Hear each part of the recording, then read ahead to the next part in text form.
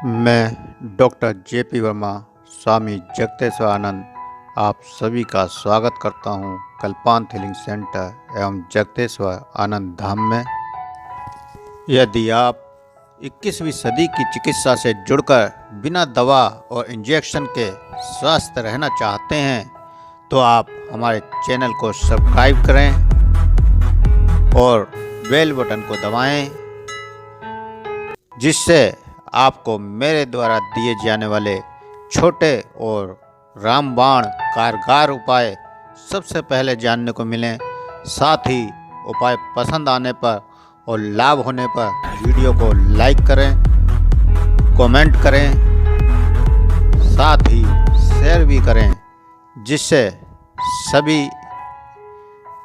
इन उपायों को अपनाकर स्वास्थ्य लाभ उठा सकें। इसी में एक होता है क्रोध। आगे बढ़ते हैं। क्रोध एक प्रकार का रोग है। क्रोध रोग के समान है, क्योंकि क्रोध स्वास्थ्य का सबसे बड़ा दुश्मन होता है। क्रोध एक प्रकार का पागलपन भी हो सकता है, क्योंकि क्रोध करने की अवस्था में अक्सर मनुष्य गलत निर्णय कर बैठता है, जिसके कारण उस मनुष्य को कई प्रकार की हानि पहुंचती है। क्रोध करने से कई प्रकार के रोग हो सकते हैं, जैसे मानसिक रोग, पाचन प्रणाली के रोग, हृदय रोग, डायबिटीज रोग और भी भयानक पक्षाघात जैसे रोग, लकवा जैसे रोग भी क्रोध के कारण हो सकते हैं। हार्ट अटैक हो सकता है। क्रोध करने से शरीर की मांसपेशियों की कार्य करने की क्षमता तथा अन्य कार्य प्रणाली को बहुत नुकसान पहुंचता है। क्रोध व्यक्तिगत, सामाजिक तथा पारिवारिक जीवन को नरक बना देता है। कई प्रकार के अपराधों के होने का मूल्य क्रोध को चुकाना पड़ता है। क्रोध के कारण बहुत सारे सामाजिक कष्ट आपको झेलने पड़ते हैं। अपने जीवन के बारे में आगे और पीछे की बातें भी सोचना बंद हो जाता है, जिसके कारण उसे कई प्रकार की हानि हो जाती है। क्रोध के कारण अक्सर व्यक्ति अपने बारे में बुरा भला भी नहीं सोच पाता है और कभी बहुत गलत भी कर लेता है। जितने भी आत्महत्या वाले केस होते हैं, स्वयं को नष्ट करने वाले केस होते हैं, स्वयं को कष्ट देने वाले, वो भी केवल क्रोध के वश में ही मनुष्य कर पाता है। इस प्रकार क्रोध एक प्रकार की ऐसी चिंगारी होती है जिसको प्रारंभिक अवस्था में ही ना बुझा दिया जाए तो एक ऐसी अग्नि का रूप धारण कर लेती है, जिसमें झुलसने और उस पर पश्चाताप करने के अलावा और कोई चारा नहीं रह जाता। अगर किसी तरह से क्रोध पर काबू पा लिया जाए तो व्यक्ति को किसी प्रकार की हानि नहीं होती है और बल्कि क्रोध पर विजय पान करने से कई लाभ हो जाते हैं। तो क्रोध पर काबू पाने के कुछ आसान तरीके। क्रोध पर काबू पाने के लिए सबसे पहले व्यक्ति को अपने मन में यह विचार करना चाहिए कि क्या क्रोध करने से सब कुछ सही हो जाएगा या नहीं। व्यक्तियों को क्रोध पर काबू पाने के लिए अपने मन को शांत और धैर्यवान बनाना चाहिए। जब आपको क्रोध आए तो सबसे पहले उसके परिणाम के बारे में सोचना चाहिए कि उससे तुम्हारा भला होगा या नहीं। हमेशा साधारण भोजन करना चाहिए, क्योंकि साधारण भोजन करने से भी क्रोध कम होता है। क्रोध की ऊर्जा पर नियंत्रण करके उस पर विजय प्राप्त की जा सकती है तथा उसे रचनात्मक कार्य को मोड़ा जा सकता है। आपको भयंकर क्रोध आ रहा हो, आप कस के मुट्ठी बंद कर लें और उस मुट्ठी को इतनी ताकत से बंद करें कि पूरी ताकत लगा दें उस क्रोध की। आप देखेंगे कि आपके हाथ की मसल्स मजबूत हो जाएंगी। जो क्रोध विनाश की ओर मुड़ रहा था वो रचनात्मक बन जाएगा। ऐसे ही क्रोध की ऊर्जा को आप नई दिशा देकर बहुत सारे रोगों से बच सकते हैं। योग अभ्यास के द्वारा क्रोध की ऊर्जा को बदला जा सकता है। ध्यान के द्वारा क्रोध की ऊर्जा को बदला जा सकता है। यदि आपको क्रोध आए तो तुरंत ही कान की मालिश करिए, इससे क्रोध जल्द शांत हो जाता है। एक तरफ की बात को सुनकर उत्तेजित नहीं होना चाहिए। दोनों तरफ की बातों को सुनने के बाद कोई निर्णय लेना चाहिए। कभी भी नई पीढ़ी के व्यक्तियों को अपनी पीढ़ी के अनुसार सोचने के लिए मजबूर ना करें। कई बार ये कारण क्रोध को भयंकर बना देता है। हम बच्चों पर अपनी बात को जबरदस्ती थोपने की कोशिश करते हैं, जो क्रोध का कारण बनती है। लेकिन बच्चों की पीढ़ी अलग है। हमारे समय में जो हो रहा है वो जरूरी नहीं कि आप बच्चों के समय भी वही हो, या हमने जो देखा है वही बच्चे देखें। तो इसलिए नई पीढ़ी के साथ सामंजस्य बनाने की कोशिश करें, ना कि उन्हें प्रेशर के साथ मजबूर करने की कोशिश करें। ये कभी भी नहीं देखना चाहिए कि कौन गलत है कौन सही है, बल्कि ये देखना चाहिए कि क्या गलत हो रहा है क्या सही, और शांतिपूर्ण निर्णय लेना चाहिए। जैसे ही लगे कि आपको क्रोध आने वाला है तुरंत एक गिलास ठंडा पानी पी लो और फिर शांतिपूर्वक इसके बारे में सोचो कि क्या निर्णय लिया जाए, या फिर कुछ खा लो।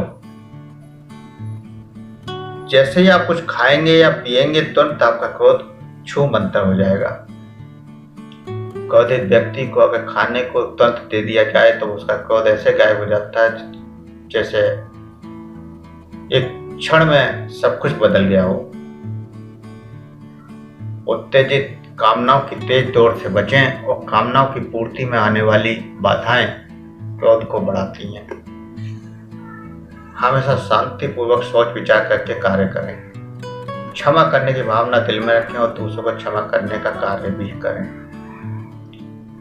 परेशानी में एकदम प्रतिक्रिया न करें, या किसी की बातों पर भी एकदम प्रतिक्रिया न करें। किसी के व्यवहार पर एकदम प्रतिक्रिया न करें। उसके व्यवहार का, उसके बातों का अपने अनुसार पहले उसे समझें, उसके बाद उसको जवाब दें तो ज़्यादा बढ़िया है और आप क्रोध से बच जाएंगे। आप ये बात अवश्य जान लें कि क्रोध से बचकर दुश्मन को भी पास किया जा सकता है और दुश्मन को भी दोस्त बनाया जा सकता है। जैसे आप अपने बारे में दूसरों की प्रतिक्रिया सोचते हैं, वैसी ही प्रतिक्रिया दूसरों के साथ भी करें। आप दूसरे से प्रेम चाहते हैं तो खुद भी प्रेम बांटें। आप दूसरे से इज्जत चाहते हैं तो आप भी इज्जत दें। जैसा आप बोएंगे वैसा ही फसल आपको मिलेगी। इसलिए दूसरे से जो प्रतिक्रिया आप चाहते हैं वैसी ही प्रतिक्रिया दूसरों के साथ करें। दूसरों के कार्य के प्रति कभी भी आशा ना करें। उनके प्रति किए गए तुम्हारे कार्य कभी भी बेकार नहीं जाएंगे और वह किसी न किसी समय उचित रूप में पुरस्कृत होकर वापस अवश्य आएंगे। आप अगर किसी को कुछ दे रहे हैं, प्रकृति में कुछ बांट रहे हैं, तो वह किसी न किसी रूप में आपके पास वापस जरूर आएगा। आप अगर प्रकृति को प्रेम कर रहे हैं तो प्रकृति भी आपको प्रेम करेगी। अगर आप क्रोध बांटेंगे तो निश्चित है वो कहीं ना कहीं क्रोध बनकर ही आपको वापस मिलेगा। तो इसलिए जो आप चाहते हैं वही लोगों को बांटें, वही इस प्रकृति में फैलाएं, वही विचार वही भावना आप इस प्रकृति में फैलाएं जो आप चाहते हैं अपने लिए। हमेशा ये याद रखना चाहिए कि दुश्मन आपको गुस्सा दिलाकर आपकी शक्ति को तो कम नहीं कर रहा है, या आपका रहस्य तो नहीं उगलवा रहा है। इसलिए क्रोध ना करें।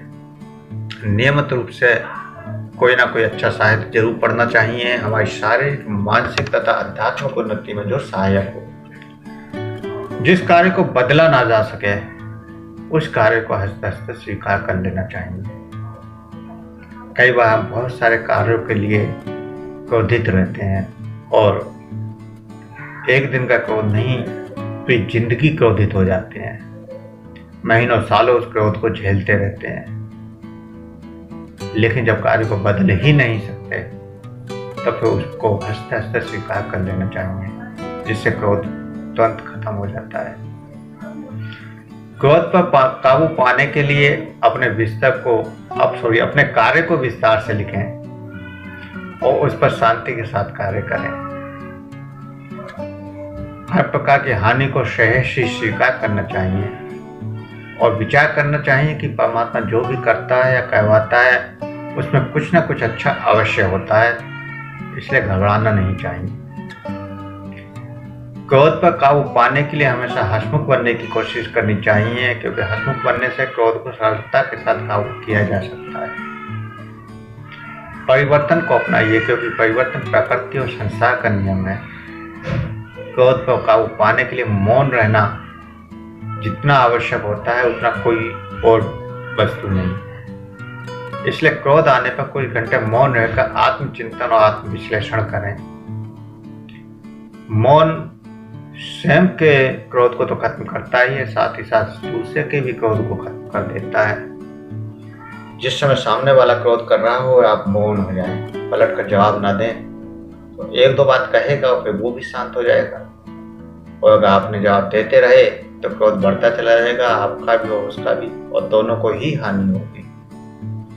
इसलिए ऐसे समय पर मौन होकर आत्मचिंतन करें, आत्मविश्लेषण करें कि ये सामने वाला जो कह रहा है वो क्यों कह रहा है, ऐसी मैंने क्या गलती की है। ऐसे आत्मविश्लेषण से आप क्रोध से बच जाएंगे। एक ने कही दूसरे ने मानी, सभी कहें दोनों ज्ञानी। अर्थात कहने का अर्थ यह है कि जब भी एक व्यक्ति कहता है तो उसकी बातों को मानना चाहिए, तथा यदि दूसरा व्यक्ति भी कुछ कहता है तो उसकी बातों को भी मानना चाहिए। यह भावना सभी भाई बहन, पति पत्नी, सास ससुर, पिता पुत्र आदि सभी रिश्तों में होनी चाहिए, और इसी के अनुसार सभी कार्यों को करना चाहिए, जिससे क्रोध पर काबू पाया जा सकता है। ये रिश्ते केवल पारिवारिक ही नहीं हो सकते हैं, और भी बहुत सारे रिश्ते हैं, जैसे नौकर और मालिक का रिश्ता, और भी बहुत सारे रिश्ते हैं, दोस्तों का रिश्ता। तो जितने भी संसार के रिश्ते हैं सबके साथ ये बात लागू होती है। इससे क्रोध पर काबू पाया जा सकता है।